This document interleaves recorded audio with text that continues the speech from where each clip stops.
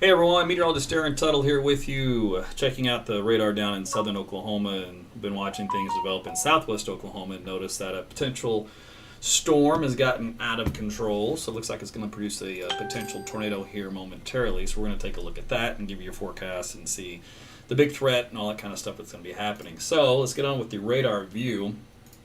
So this is down to Tillman County. So a tornado warning has just now been issued from the National Weather Service. Storm spotters confirmed a funnel halfway, well, about 3/4 of the way down to from the cloud base. And the algorithms that we use to produce or predict tornadoes, they're up around 86%, I believe that is. Yeah, 86% of probability of a tornado. They were about 91% a couple of minutes ago. So there's obviously a concern there of a developing tornado. Plus, on top of all of that, radar reflectivity really kind of amped up along with the velocity signature. And so that's another indication that we'll be dealing with a little bit of trouble down here in southwestern Oklahoma. This is nowhere near Oklahoma City, by the way. So if you're first off wondering, okay, is it hitting Oklahoma City? Of course, the answer is no to this. It is down in the southern Oklahoma, right along the Red River. Okay, so this is down around Loveland, south of Hollister. So some hail between those two towns coming up here in the next half hour. It's a slow-moving storm. The main threat here is well west of Granfield even. The actual specific tornadic signature, let's see if it's still showing up on the velocity data. And it actually diminished. There it was the strongest. That was 2 frames ago, so that was about 10 minutes ago. And that's when I thought, uh-oh, better get on. And then the next frame it weakened, the frame after that it weakened, and it's gone again. So that was probably back when this storm spotter saw the funnel about 3/4 of the way down. All right, well, that was 10 minutes ago, so that's not current. Currently, there's no tornado there. Now, there is a warning because of that fact that it tried. It was this close, and it didn't quite happen. Now, just keep in mind, when you hear the term tornado on the ground, it's redundant. Tornado, by definition, means it's a funnel that's touched the ground. So, in other words, that is the definition of a tornado, when there actually is one. So, you're going to hear that thrown around on the ground a lot. Versus a tornado up in the air. When it's up in the air, it's called a funnel. So that's why it's always a pet peeve, but I might even do it by accident just because you get, your brain's working 1,000 miles a second. But just keep that in mind. Your two keywords here are funnel and tornado. If it's a funnel, you can go, phew. And if it's a tornado, you go, oh, my goodness, where's it at? Where's it coming from me, right? And then you can pay attention. If it's not, you don't have to pay attention. You don't have to worry about it. So down here in southwest Oklahoma is where the current threat is for this one supercell storm. If we back out here, there's another supercell storm, quite potent, southwest of Electra. This one will likely also try to produce a tornado. Its probability is at 31%. But it has a nice hook echo here on the bottom end of it, and so that's going to pose at least keep an eye on it. A lot of these storms in here have had hook echoes on them, but they didn't produce tornadoes, or they didn't while they had the hook. So remember, a hook echo does not guarantee you a tornado. It just means the supercell storm, it's rotating. And it's a very powerful one. So it usually has some big hail with that. All right, back here in Oklahoma City, I know you guys are going, okay, it's great and all, but what about us here at home? So Oklahoma City, we've had some lightning on the west side of town. That diminished quite a bit, just some moderate rain, light to moderate rain, believe it or not. It's not that big of a deal here. The models blew it as far as getting some of those elevated thunderstorms to develop. The cap was way stronger than they anticipated, and that squashed even some elevated stuff. So they were having a really hard time with the cap, which I mentioned, I think, in a blog or in one of my lives. So therefore, things didn't quite happen as far as any rainfall this afternoon with a little bit of hail mixed in, which is fine with me. I don't want the hail, but we're finally getting the rain now.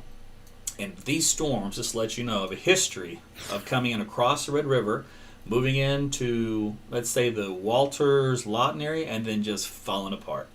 Why? Because it's running into that cap, for one. It's huge. And then two, we're much more stable up here. Actual air temperatures right around 72 degrees. It just didn't get hot enough. So there's a lot of negatives for this particular storm event, which is why it's anchored way down in southwest Oklahoma, where it'll stay as far as the severe weather threat. And really, it's probably only for about the next hour before things kind of continue to deteriorate as far as instability. In other words, it's going to start to stabilize a little bit more. The cap will rebuild, all that kind of stuff. Okay, so I've talked about where this storm is in Tillman County. Right now, it's in the middle of no severe, major populated areas, which is good news. The particular tornado vortex signature, I can't even find anymore on radar. It lasted for a split second as it produced a funnel, then it's been gone ever since. Let's see here. The if you want to call the leftover track of it, it's probably getting pretty close to Highway 70 with the intersection of, give me a farm market road out here in the boonies. Is there any boony roads out here? Come on, you can give me one. So it's going to be 70, which is going to be 1, 2, 3, 4, 5, 6, 7. About 7 miles west of Granfield. And that'll put you about 5 miles south of Loveland. So that's the intersection there. I'll see if this one shows it any better. All right. So 70 and Farm to Market Road 2350. That'll be roughly the intersection. I'll see if this radar shows it any differently as far as the circulation. Nope, still doesn't. Let me try another one. Nope, still doesn't. All outflow dominated at this point in time, which means a little RFD action. So what that means is you get downward wind field in rushing out of the storm like this, and you're trying to get warm and unstable air to filter back into here. And if you can get them just right in between, you'll get a little developing tornado, which is why you see that little thing spinning. That's where the mesocyclone is, and that's where we try to produce the tornado, but it's not doing right now. It's not having much luck. Again, this is in southwest Oklahoma if you're joining late here at AT's Weather. Down south of the Red River is another storm around Electra. That may go tornadic here in a little bit. It's got a hook echo on it, and it's been strengthening with time, so we'll see. But I don't anticipate this storm to strengthen anymore. I actually expect it to weaken little by little each new scan. It's running into a hostile environment. So let's talk about the hostile environment, and doing a little bit of work on the forecast also. So I'm gonna have to, I'll show you some of that stuff as well. Here's a look at the severe weather threat here for tonight and overnight this evening. It's mainly for some elevated hail. The big, large hail is not going to happen for the body of the state. It's only right along the Red River in that area, and the southwestern parts of the Red River. Wichita Falls, between there and Lawton, and this little blue area south of Altus is a sweet spot for any potential tornado development for today. So it's a little off axis from the drawn map here, but that's the general consensus. And then severe weather for Wednesday and also some flash flooding likely. So we'll deal with all that later, but if you want to stick around for a forecast, I may do that before I hang up, or I'll do it again live tonight around 9:15, see how things develop. But down here in southern Oklahoma, we're at 72 degrees over 66, 73 over 67. Dew points are good enough for a tornado, and the wind shear is good enough for a tornado. Let me show you that from the radar view down here. All right, so when we get a, this is the bottom surface winds, and you get a northeast wind, east to northeast wind at the surface that goes due east about from 2,000 feet to 3,000 feet. Then up to 4,000 and 5,000 feet, that turns into more of a south wind. So what you have is you have turning with height. All right, so you got winds that start to veer as you go up with height, and then if you go down, they back to the surface. So southeast to northwest is your idea. So that's what spins the column. So the shear is great. It's adequate for tornadoes. It's good. What we're missing is the heat. We got the moisture in place down there, but we just don't have the heat to overcome the capping lid that's present. So these storms, they run into that environment around 70 degrees are dying out. When they started, they were in an environment right around 80 degrees. So that's why there was a big difference at 80 versus 70 with storm strength and development. Okay, so let me see here. Let's see, show a few things that's important. This is a surface map also kind of showing you from North Texas. You can see how temperatures down here in the low 70s. So not really getting any help as far as warm air advection, even though it's running into low 70s here.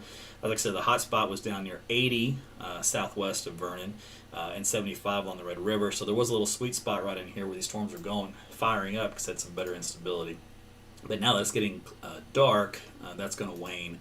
If we look at the rotation tracks over the last 30 minutes, and we see, okay, which storm is getting ugly, and if we zoom in, it's really just this one for now in the last 30 minutes that just crossed over the river. So that's kind of where it had it look its best, and then now it's moving into Oklahoma.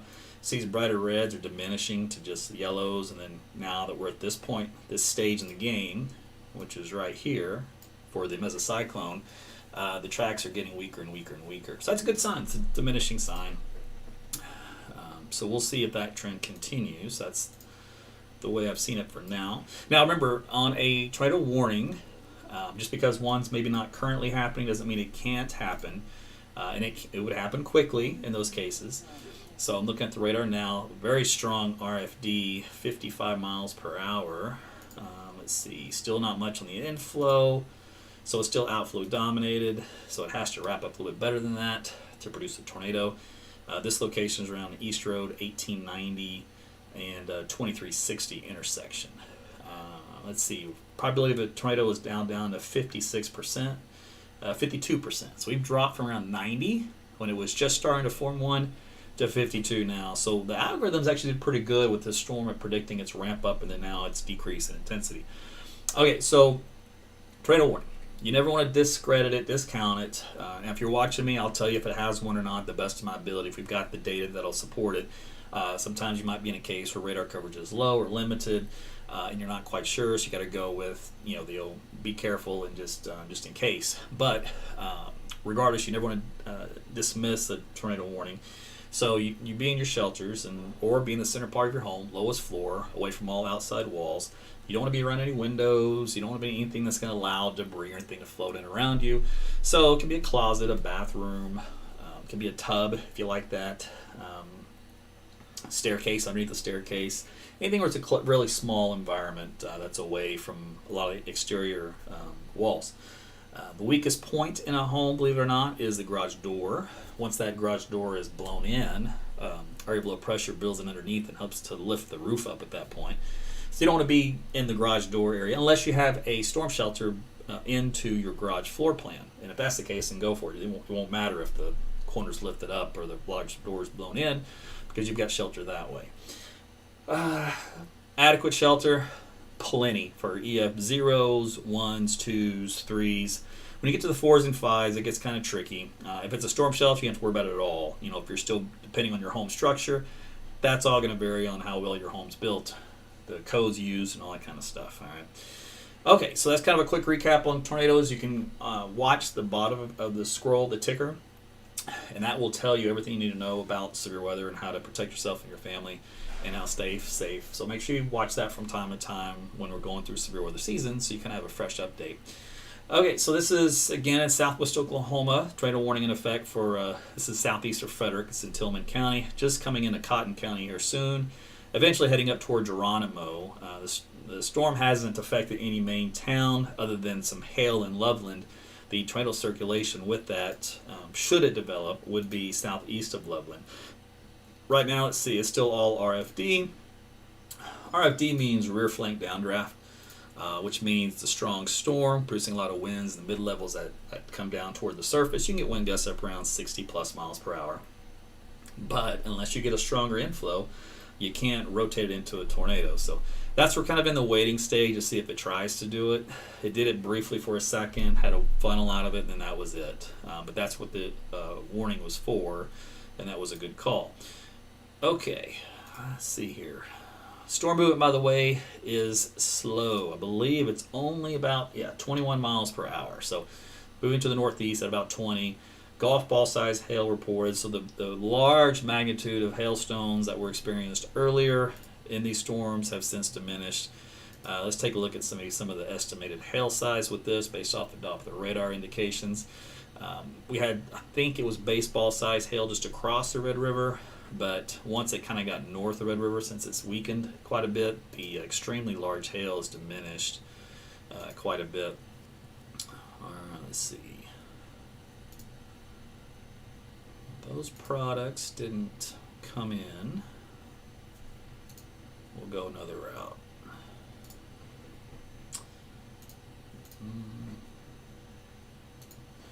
Okay, so it says about an inch on my screen. So yeah, it's dropped the significantly large hail, so much less than even golf ball size. So basically about 1 inch in diameter, so quite a bit less. Tornado probability, let's see what's happened here. It's dropped, it stayed anchored at 51%, so that has not changed. Let's see here. The one down south in Texas, its tornado probability is around 63%. So the algorithms are keeping an eye on that one, thinking, all right, it might do something. It's It also has it's struggling with the wind field surface, so it's not going to do it imminently. All right, so this one has the best look to it. Okay, so when you look at severe weather, we look at the shape of the storm. I'm going to put this in blue. A lot of times you'll have a supercell storm that looks like this. It's got like a kidney bean to it, and then it comes out like this on a radar, right? Well, the kidney bean look ends up at the bottom end. It's like this little hook, like a fisherman's hook. So we call it the hook echo. That's the spot you want to watch for tornadoes. Now, if you live anywhere in, let's see, I'll do yellow. You live anywhere in this vicinity or back up in this vicinity, you're looking at big time hail. That's the hail part of the storm. You don't want to be in that. Now here you can get sometimes some hail and wind wrapped around the mezzo, but your big concern down here is the tornado. So that's where you'd be watching for in that area. So that's kind of the overlay of what a supercell storm looks like at a flat two-dimensional view. Let's do this.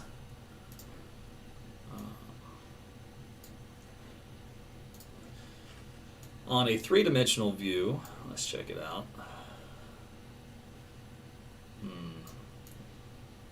It's kind of a sad-looking storm. It's only about 20,000 feet tall. This is what we call a low-top supercell. It means it doesn't have a lot of instability to work with. It's struggling. It's only about 30,000 feet tall. When you get into a real storm that is ferocious with some big-time hail, it's up around 50,000 feet, sometimes higher than that. So 30,000, 35 is pretty low, but we would call that a low-top supercell. I'm just trying to find something of interest here on this three-dimensional view that you might enjoy. And right now, the storm is so less impressive that I didn't have any bells and whistles to point at and go, wow, look at that. But, which is funny because it's a supercell storm, so it should excite me, but it doesn't. All right, let's take a look at the surface wind field again. RFD. Nope, not going to do a tornado anytime soon. Probably never will. The track on this, by the way, for the circulation center is around East Road 1880 and 2390. That'll be moving up along Highway 36 here in just a couple of minutes. Still not going over any significantly populated area. Matter of fact, what does the area look like down here? You know what that is? Can you see it? Can you guess what that is? Farmland. Do you see anything on it? Nope. So when you have a tornado out in the middle of nowhere, it's a good thing. When I say middle of nowhere, I do mean middle of nowhere. So this yellow line is the track, the approximate track of the storm. And every now and then you'll come across a farmhouse somewhere out here. Luckily, I don't see any in the immediate path, which is good. So a couple things going good for us. One is the storm's having a tough time even getting back to that point. And then two, it's over just a bunch of farmland and dirt. So that's even better. All right, so that's all good news. Now, whether or not you're going to hear that when you flip around to watch other people tell you about storm coverage, I don't know, because I can't watch or listen to what they say because I'm too busy doing this. But I think that kind of information is extremely important for everybody, for those in the path and those watching, because you could end up with a huge, strong tornado. But if it's again over farmland out in the middle of nowhere, not hurting anybody, it's no big deal. But if it goes into a big neighborhood area, obviously that's a big deal. So it's important to check in underneath the radar to see, what the is in its path, its trees or empty roads or homes. Let's see, it's still disorganized. It's not doing anything that's standing out. So it is what it is. All right, the storm down here in Texas, as I've been on the air talking about it, probably the tornado is still healthy, around 67%, but it's lost its hook echo. And see, look how it looked much better when it's down southwest. Even had a little funnel report with it briefly. Then the hook echo disappeared, got absorbed into the storm. It's like the cell collapsed, and now it's reorganizing. So it's going to be a while before it does anything, if it ever does, and it would probably in Oklahoma by that time. Now it's going over an air that's already been wrecked by the storm preceding it, which would be this guy up here, which means this air mass in this vicinity between the two is very stable. So it's much more stable. So when this kind of comes into that, it needs warm, humid air, which is going to try to get from this region. But like we talked about, with it getting darker, temperature's starting to cool down. So it doesn't have much working for it, and it's getting close to 8 o'clock, which was my cutoff in the forecast last night for seeing a tornado. All right. Anything else? No. Let me see if I had a couple of storm chasers out today. One was here in the metro. He was just checking on things, and then nothing really ever happened, so he hung it up. And then I did have a guy go down to southwestern Oklahoma, and he actually caught the tornado in Vernon yesterday. So some of you may have seen his tornado live. So here's a look at his video here.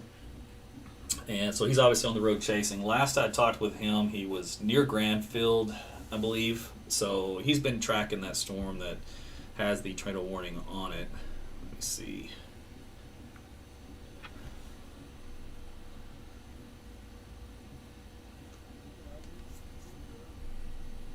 At 7:27, he just sent me a photo. I just now looked down on my phone because, busy. So at 7:27, so that was about 14 minutes ago. It's a pretty good view. This is what he sent me. So it was a nice wall cloud, bowl to the ground kind of a deal. So that's where the funnel or tornado would come out of, and that's what you would see. So he was the right place, right time. It just didn't keep happening. That's fine by me, but he's at least in that area. By the way, I saw many of you shot me some stars tonight, so for the coverage, so I appreciate that, your support. So I try to cover these tornadic storms when they do develop in the state, to make sure you guys are safe, you're getting information without all the anxiety and the gloom and doom that goes along with it in the TV world. So we can do without that, right? All right, I'm going to see if old Jeff is doing anything live. He can sniff out a tornado from anywhere. I know he's been chasing. Let's see if he's down there. Let's see. This is older. This is an hour ago. So he is out there chasing. He's just not live. But if he ever goes live, I can pull his feed in, and we can see if he gets anything exciting. All right. So I'm gonna do the warn on forecast. This is a super short range, high resolution model on how things should go. All right, so it's got the storm down here in southern Oklahoma on it. This is for the updraft helicity. Updraft helicity, again, is an indicator of very strong as a cyclone that can either produce large hail, and we're talking some really big hail, or a potential tornado. So right now it has all of that down here in the southwest Oklahoma. Put the roads on. So there's 44 that goes down south through Lawton. It has it crossing just about to 44 and then diminishing, and then it's nothing. So it literally has this thing going for about the next 15 minutes, and then it has it falling apart. So that's the latest look at how our what we call nowcasting is being added into high resolution, super high resolution, short-term model data to produce a forecast. So this has been going on for a while in the research world, and it's been used in applications like for the FAA and stuff, with some success, but it's been getting better and better, and this is just like a newer generation of that. So it's just good to be able to have access to it so that we can see how things should progress. It's done fairly well, but remember, this is still a research thing here in use. But it does jive with my current thinking that things should start to diminish here soon, and that it's going into a hostile environment. Okay, let's get back to the radar here real quick, see if anything has happened with our storm. Let's see here.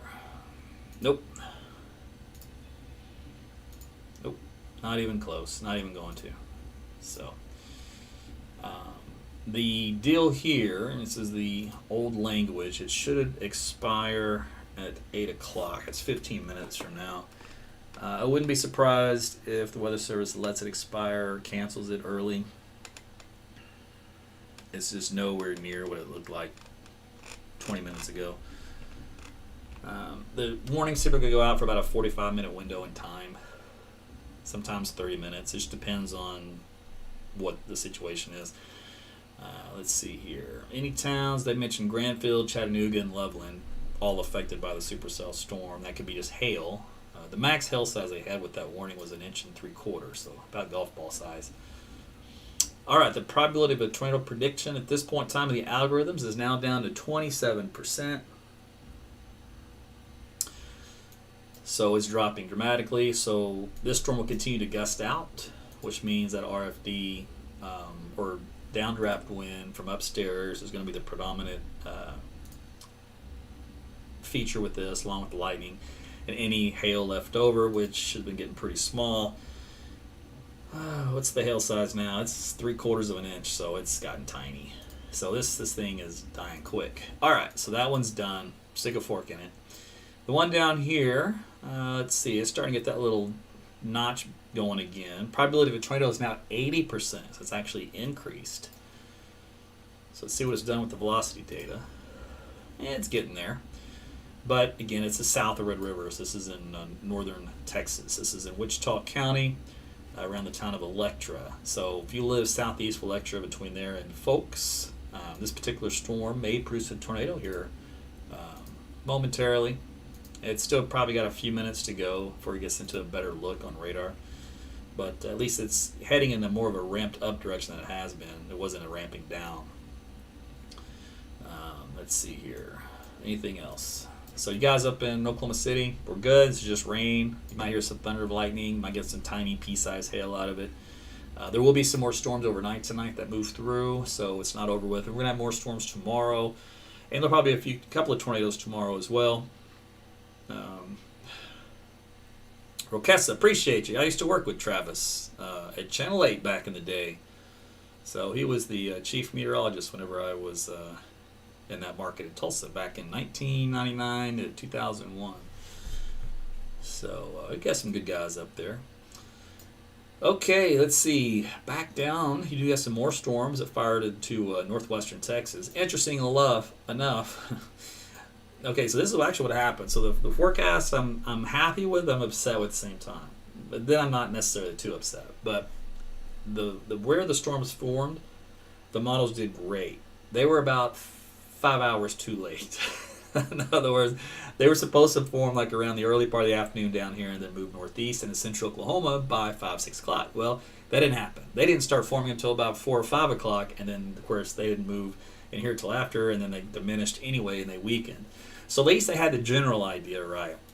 My idea that the dry line was a mess and was going to reform out here into the Texas Panhandle did pay off. So the dry line did reform out here during the day, and that did try to fire off a couple of storms in the last couple of hours, but they struggle so much they die out.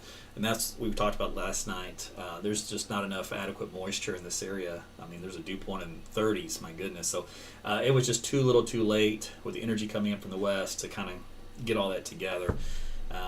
Down here in southwest Oklahoma, we seem to have the best of both worlds as far as you can get, being late in the day, so whatever max heating you're going to have has occurred, and then you're going to have pretty decent shear.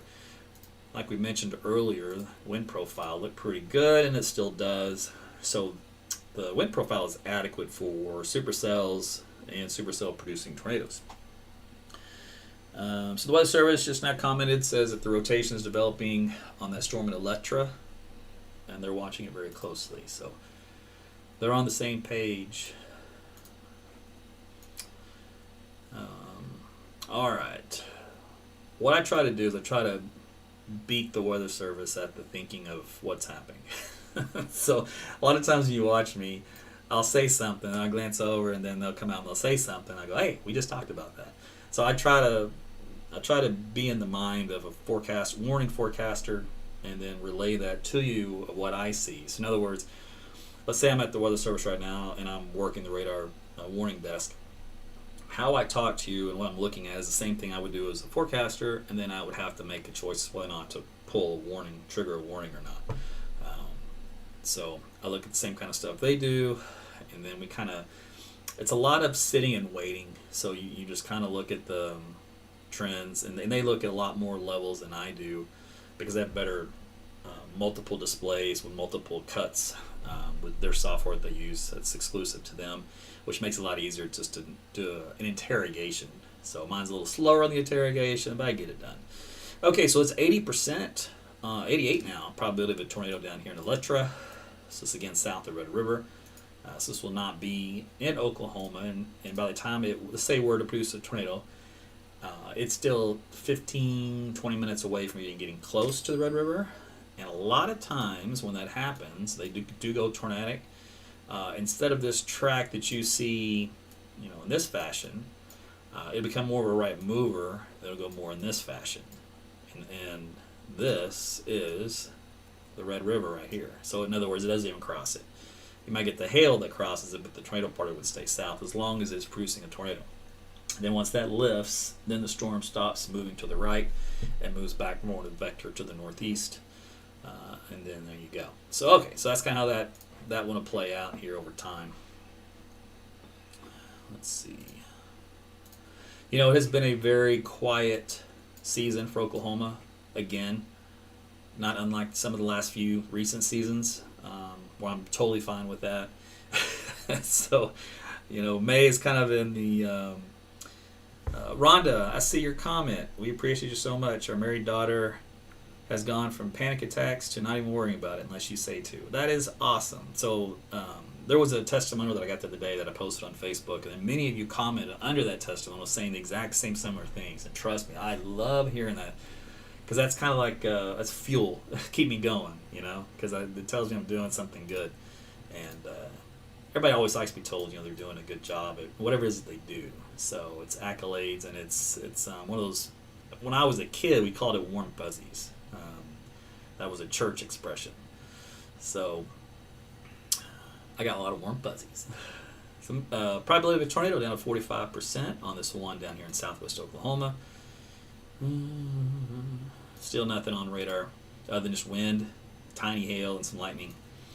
And then back down here to Electra storm. It's really wrapping up. Let's see here. It's getting better. So what you say, okay, Aaron, what do you mean it's getting better? What are you looking at? All right. Well, first off, the hook echo appendage that comes in like this is wrapping up. It's got a classic look to it. All right. And so it's got a little triangle. All right. Some mesocyclone TVS indicator. And now we look at the wind fields. So if we look at the base velocity, the green are winds blowing toward the radar. So they're going in this fashion. The red is winds blowing away from the radar. So they're going in this fashion. So you're going, whoa, here we go in this box. We got green and red right up against each other, right? Close. So you do have some what we call convergence. But this convergence is over a too large of an area. So in other words, you would need something like this big. Like maybe this big. So in other words, you would want, green, spot of green here, and a spot of red here. That's very strong in color, and that's your tornado. This is just a indication of a strong mesocyclone and good convergence. So it would be a good wall cloud, rotating wall cloud. Now this scan that just came in, you see this little triangle, and that's the TVS, tornado vortex signature, and look what it's done here. So we finally have, see this little pixel here on green, we have this little heightened pink pixel here side by side. So now this broad circulation we looked at, now we're looking at a very small couplet within it. So this would be the developing stages of the tornado in this frame here. The radar can update every, I think it's about 2 minutes now. I think the scans, depending on what scan they put it in, you can get 2-minute updates. In the old days, it was like 6-minute updates, which is an eternity. You can miss a tornado in 6 minutes. Even 1 minute, you can miss a tornado. They can be really quick. So, but they went ahead and issued a tornado warning. So the National Weather Service just put this out. So this just came out. Tornado warning for northwestern Wichita County and northern Texas until 8:45. Storm capable of producing a tornado is located near Electra, moving northeast at 15. Tornado and golf ball size hail. If you live in Burknett, Electra, or Haynesville, let's go ahead and seek shelter from this particular storm. All right, now here's the deal where it helps to watch radar coverage like this, because I'm going to give you an example of that. just so you know, this is the old school way, and it's still done this way, and it's fine. There's a lot of reasons for it. This red outline is the tornado warning. All right. Now, okay, let's just put on this view here. Okay, so that's the tornado warning. That's the storm. So obviously, there's a couple things you point out here. First off, the storm's way over here.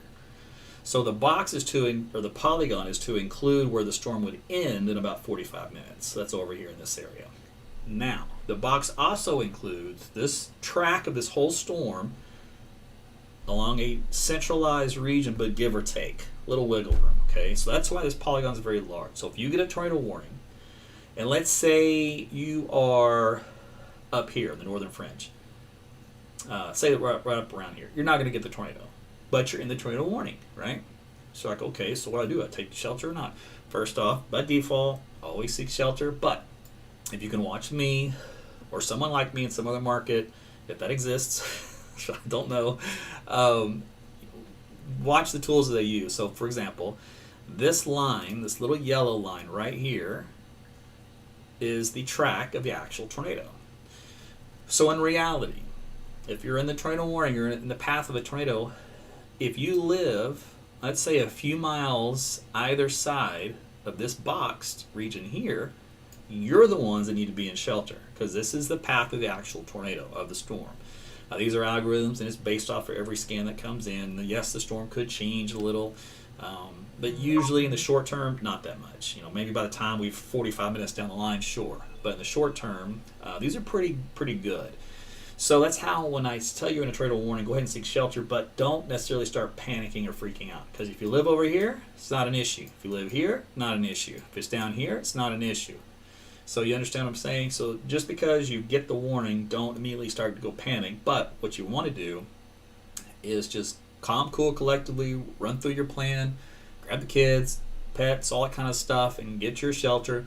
Then, if you want to turn me on or turn on radar or whatever and say, okay, where is it? And then you can breathe easy at that point. But you went through your game plan first, and you got everybody together and got ready, right? Now, if you're brave and you're a little more savvy than that, and you want to take a few extra seconds to check in first, that's great. Those are vital seconds, and you may not know if you have those vital seconds. So I always err to say, seek the shelter first, then check it out. As a me, I'm an idiot. I check it out first. I don't seek shelter. I'm going to go see what's going on. But that might be my downfall one day. Knock on wood. Hopefully never. But that's just me as a meteorologist, because I want to go see the data, right? But I'm under the same thing. I should be jumping in the tub, seeking shelter first. So I got to get out of that my own mindset of data, and just act on, what's I don't have. Act blindly. Which I don't like to do. But anyway, probability of a tornado down here is 92%, so the algorithms went up higher down here. Let's see, anything impressive yet? Came really close. We had a couple of pixels there side by side for two radar scans. That one, and then it's gone. So it's struggling. It's not having much luck, but it's in the vicinity here. So basically it wraps up where this little enhancement in the reflectivity comes in. So it wraps up right around here. So this is the region that's trying to do it. Okay, let's go check on our guy up here in Oklahoma. So it's been replaced. Remember I told you that they let it cancel? They would either cancel it or let it expire. So they're going to do that, and they're going to replace it with a severe thunderstorm warning for this one. Probability of a tornado on this is now 71%. So the algorithms are still high. They're not going to give up on it, but there has been nothing to indicate this is ever going to get another shot, just so you know. These algorithms are not infallible. I've been using them the last couple of years. The problem is we haven't had a lot of severe weather, tornadic-wise, to really verify how well they do. But sometimes you just have to watch a ramping trend. All right, I'm going to give you this example on my weather app, AT's Weather to Go. You can get that on Apple or Google Play. It's free. So if you're in a path of a twisting storm alert, which is for a tornado, it's going to give you a BTI number. All right, it's basically a tornado index number. And the threat number is going to be from 1 to 10. So let's say your first number is like a 2. Well, 2 is very low probability of a tornado. But when it gets to 5 or 6, I'm like, ooh, that's pretty close. If it gets to 7 or greater, just consider it a tornado and make sure you've hit the deck if you haven't already. But what you may notice is You may get 2 warnings in that, and your BTI number may come out as a 2 at first, but then the next warning comes out 5 minutes later, 6 minutes later, and it's now a 7. So what happens is it's ramped up. So kind of like with that mindset, I use that with these algorithms as well. If they ramp up, it's a signature of the storm is getting a lot more ingredients together to produce the tornado. If they ramp down, they stay consistent, it's something to watch or to let go and not focus so much on it. So that's kind of, you look at that as well. But my weather app, it will warn you up to 15 minutes or more of a developing tornado before the actual warning comes out. So in other words, it predicts them, just like these little circles I show you on the map. Same kind of technology. It goes in to predict the probability of a tornado developing, and then it lets you know ahead of time. And then it does fairly good, actually. So get that for you. It can give you some more time to seek shelter. And any extra minutes you get in the middle of all that mess is life-saving, so use them. All right, let's see. So let me go back. The rest of the stuff's in northwest Texas. Looks like they got a tornado way down here west of Sweetwater, near Snyder. Otherwise, just that one down here, Wichita County, northwest of Wichita Falls. Storm here in Oklahoma is falling apart. And the storm out here in the Texas Panhandle is not doing so hot either. And the ones down here in Oklahoma City aren't that big of a deal. We've got some good rain. If you want to put down some more fertilizer, I had Jody put down some more fertilizer. My Bermuda is making me angry because it's so pathetic looking. I said, let's just put more fertilizer down. So we'll see if that greens up a little bit more and it starts to mow. And they got to get something to mow. Grass is like this tall, so it's pointless. Let's see here. What else? Anything else? You guys in Tulsa getting some good rain, just light to moderate. Let's see if anything's going on down here track-wise. Might have some communities that pop up. Geronimo shows up about 8:38. That's the major city/town in its path. Otherwise, it's more open farmland. Now, I remember on the high-resolution model data that we looked at, this storm system right here, once it gets to about here, it falls apart, like dramatically. So we're going to see how well that Nowcasting model does. And we're going to see if it falls apart like it's supposed to. Now the one down here obviously is going good. Let's see if that has anything. Nah, no towns in its path, which is good, other than of course where it's at currently. Let's see here. Do we have any roads? It's going to be coming up on 240 northeast of Electra here in just a few minutes. All right, let's go take a look at the other.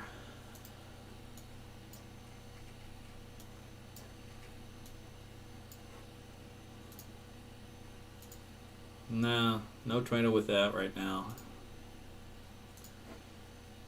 Let's see here, the area where it would be. Let's see, it's moved north. It's on Farm Road 1739 and east of Peyton Road.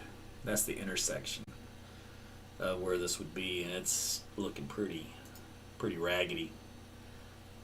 Raggedy Ann and Andy. It's done. All right, we tried though.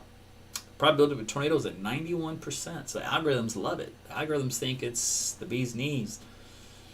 But see, I'm going to tell you, see what's happened here. Okay, so here's a good example. The original tornado warning path went like this, okay? Now, the actual mesocyclone path, remember, because it did not produce a tornado, it came very close. It may have had a funnel there briefly, but that's the most that I could tell you in the velocity data. That is going more like this. So you notice how this path is now different. So that's why when you seek shelter, if you get a path like this, you want to be a few miles on either side of it taking shelter, just in case it does a little jog. But otherwise, you're still pretty close to this original line. The other thing we talked about, if it's going to produce a tornado, it's going to move hard to the right, which means more easterly. So let's say it produced a big tornado down here around Electra. Well, that path would have been more like this, or maybe even more like this, or it could have been just due east like this. Just depending on how big it is and what it's tearing up. All right, so that's the difference in the track, in the vector. When the tornado dissipates, it's not technically anchored, literally anchored to the floor. it starts to move back more to the northeast, and then therefore it would move more kind of in the blue line fashion up in this direction. So that's how a storm can start moving it away, go to the northeast, back to the east, back to the northeast. So it can do like a little zigzag, just based off of what's happening down below. Okay, so that storm, nothing to it. So that means to me it's going to be winding down. If it didn't do it when it had the best shot, it's not going to do it. And this guy up here also, he hadn't been doing it since we had the warning come out. So it's still nowhere near anything, which is fine by me. It's still got a little wind with it though, so probably get winds around 60 miles an hour. Okay, so that's down in southwest Oklahoma. All right, so I'll tell you what. That is it really for the severe weather coverage. I have not looked at the newest model data yet. It's just now coming in. And I'll take a quick look at just a couple of things because I'm curious to see how things will look forward tomorrow. By the way, we're going to get storms tonight, so don't be surprised. Elevated hail, still a possibility, so don't be surprised. Gusty winds, but we've had gusty winds already, so again, don't be surprised. Okay, so this model has the storms moving through during the evening, getting a little bit of a break until after midnight, and then moose storms come in from the southwest and northeast for your morning drive, and those move on off to Tulsa, and they kind of move into central and eastern Oklahoma during the rest of the day. It just keeps on coming. By afternoon, this is the interesting part. This is where it's going to take me some time to try to figure out really the best solution because it'll be a mess. And I talked about this last night. All right, so we know what our original train is going to be primarily.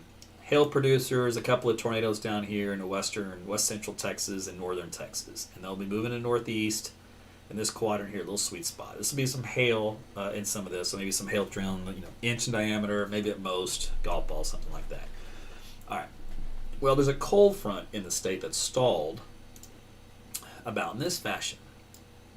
Now, if you can get a storm that rides northeast and it can get anchored along this boundary that's not moving anywhere, basically coming stationary, along a frontal zone, the air rolls. It's called baroclinic vorticity, so it is rolls. You can't visually see it, but it's there. So what happens is all it takes is a very strong storm and a kind of a supercell orientation to pick that little roll up, pick it up, so from flat to vertical, and take that little spin and put it in the updraft in the mesocyclone and get yourself a tornado. So I'll have to watch for that for tomorrow. Where is the best focus for that? It's hard to say. My best guess is where you're going to have the best shot of getting some instability to return. So that may be back in southwest Oklahoma, then moving into central Oklahoma, say maybe in this little sweet spot here. I haven't looked at enough data to bet the farm on it, but that's just first guess because you get a lot of subsidence from this rain here that spills over in a little zone, and that kind of keeps everything quiet. So it'll be hard to overcome that subsidence if it's too strong. And you can see the models have a tough time along the front. They try to build the storms up, but if you notice with time, they fall right back apart. And that's the substance that they're running into and they're fighting, and they don't do a very good job. But, if you get a good strong storm in that first hour and it's just feeding off the front, there you go. There's your strong tornado out of that. Now, I can also tell you, in my experience from doing a lot of this, some of our biggest tornadoes out there occur with boundary interactions. So, in other words, like a front, outflow boundary, stuff like that. So that's where you get a little extra kick to the wind speeds in those tornadoes, so they can sometimes be a little stronger. So keep that in mind. So that's something I'll look into here for tonight, but that's the tech model and how things ought to progress for tomorrow, how its thoughts are. Let's take a look at the HER, which is our rapid refresh model, which really blows sometimes. I mean, it's supposed to be our flagship, and sometimes, man, it's just so clueless. But anyway, let's just for fun see what it's doing here tonight. It's got the storms down southern Oklahoma, okay, central, yeah. Okay, so hey, got that part right.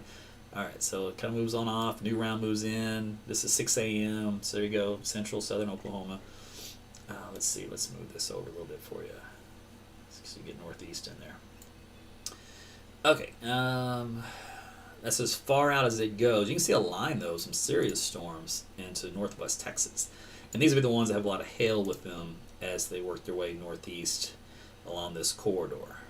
Right? So that's our big hail corridor for tomorrow, along with some very heavy rainfall. So some flash flooding probably possibility here in the southeastern third of the state. So let's just call it from Tulsa to south of Oklahoma City to basically right around Wichita Falls. So this seems to be a positive area for just too much rain, so it might lead to some runoff. But so there you go with that. This model is still coming in, so it won't go out much further than that. I can try an older run. It takes us out a few more hours post. So there's the morning that moves out, and then at noon it's trying to develop along the front here in northern Oklahoma. Let's see where it has the front.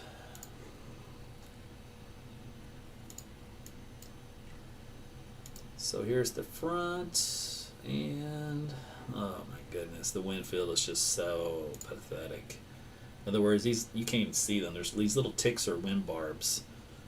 But the front is, oh man, jeez,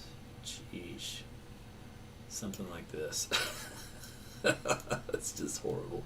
All right, so it's a very weak boundary. All right. Now, if you do have some subsidence, it's harder to overcome that boundary if you don't have adequate convergence along the boundary. In other words, a very strong wind out of the northwest and a really strong wind out of the south-southeast. That's good convergence. When you have these little piddly winds of 5 knots, they go this way and that way, and maybe they go this way. That's not good, strong convergence. So that's a sad-looking front.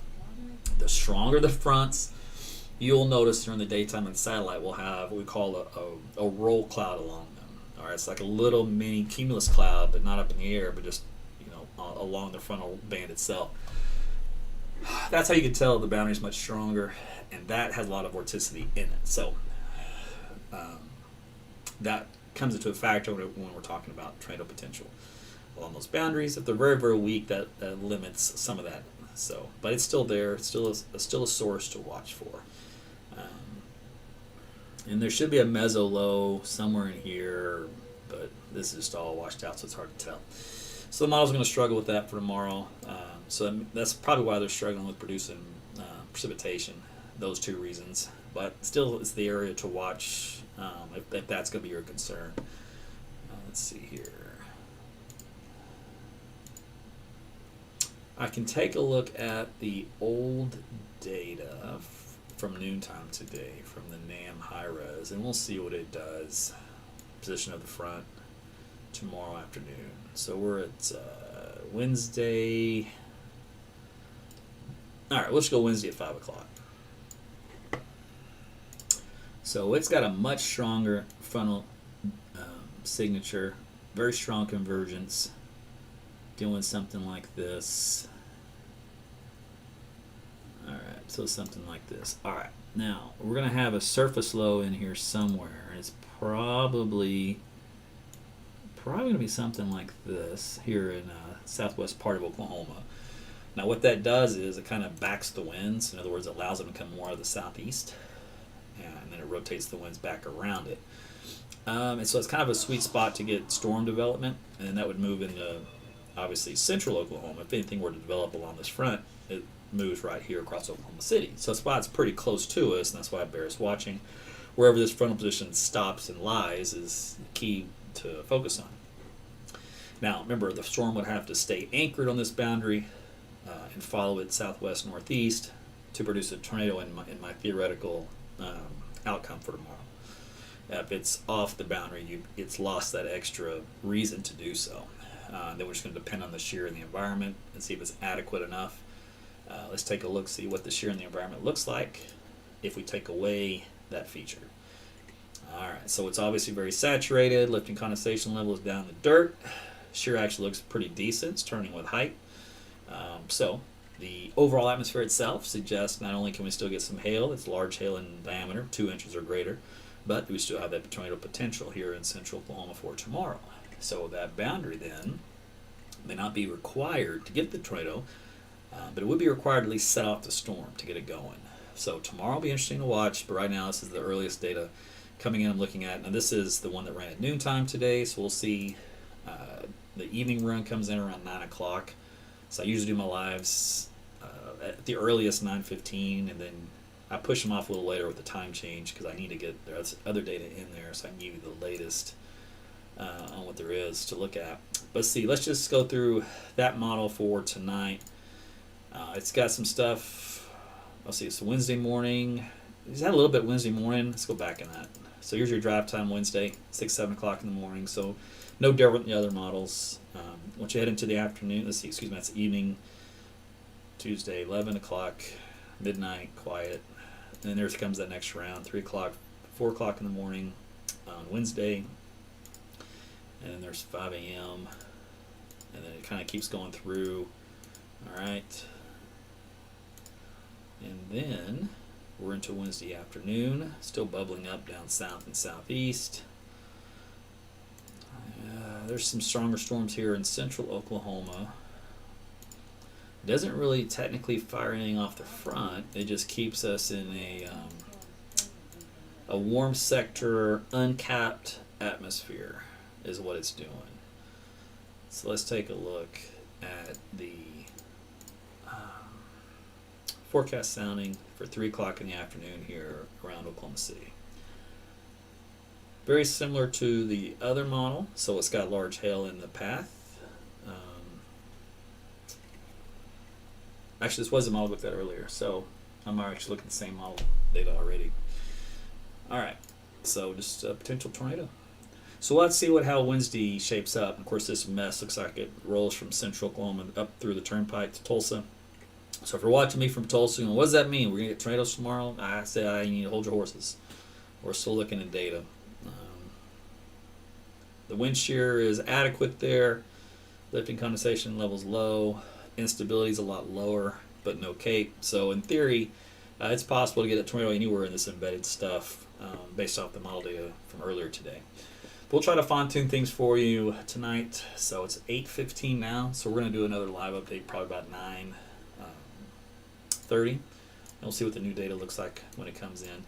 Real quick back here, since we kind of left our guys to talk forecast down in southwest Oklahoma, and this one's dying quick.